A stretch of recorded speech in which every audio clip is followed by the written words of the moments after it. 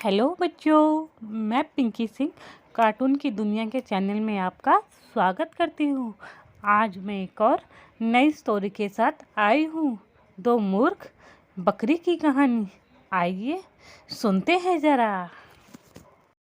नदी किनारे एक छोटा सा गांव था।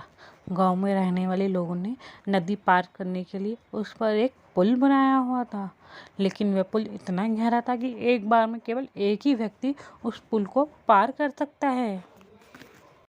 एक दिन की बात है, एक बकरी नदी पर बने उस पुल को पार कर रही थी।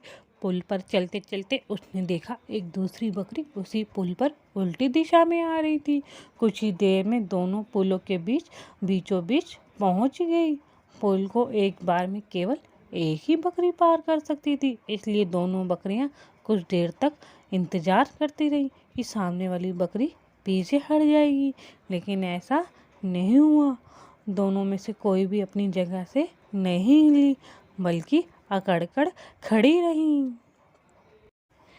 तब एक बकरी दूसरी बकरी बोली, तुम मुझे जाने का रास्ता दो, क्योंकि मैं तुमसे बड़ी हूँ। इस बात पर दूसरी बकरी हंस पड़ी और बोली, होगी तुम मुझसे बड़ी हो, लेकिन मैं तुमसे कई ज़्यादा ताकतवर हूँ। मैं तुमसे जल्दी पुल पार कर लूँगी, इसलिए तुम मुझे रास्ता दो। पहली बकरी बोली, मैं तुमसे बड़ी भी हूँ और ताकतवर भी हूँ, इसलिए हट जाओ मेरे रास्तों से। कुछ देर तक दोनों में इस बात पर बहस होती रही कि दोनों में से कौन ज़्यादा ताकतवर है। फिर बहस लड़ाई में बदल गई। दोनों अपनी सींगों से एक दूसरे पर वार करने लगे कि उनका संतुलन फिर बिगड़ गया और दोनों ही पुल के नीचे नदी में जा गिरी।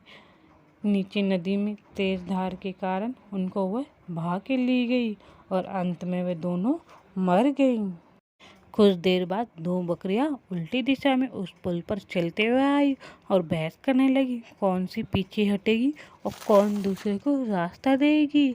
इस बार एक बकरी ने समझदारी से काम लिया और कुछ देर सोचकर दूसरी बकरी से बोली, ये पुल बहुत गहरा है, इसे एक बार में कोई एक ही पार कर सकता है। यदि हमने लड़ने की मूर्खता की तो नदी में गिरकर अपनी जान गंवा देंगे।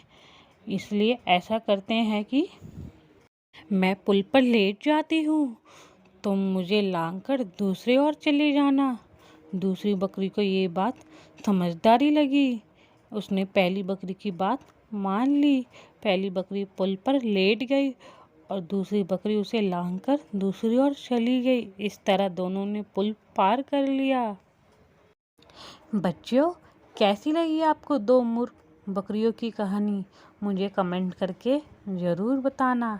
इस कहानी से हमें ये सीख मिलती है बच्चों, गुस्सा और अहंकार बर्बादी की ओर ले जाता है, इसलिए हमें समझदारी से काम लेने पर हर समस्या का समाधान निकल जाता है।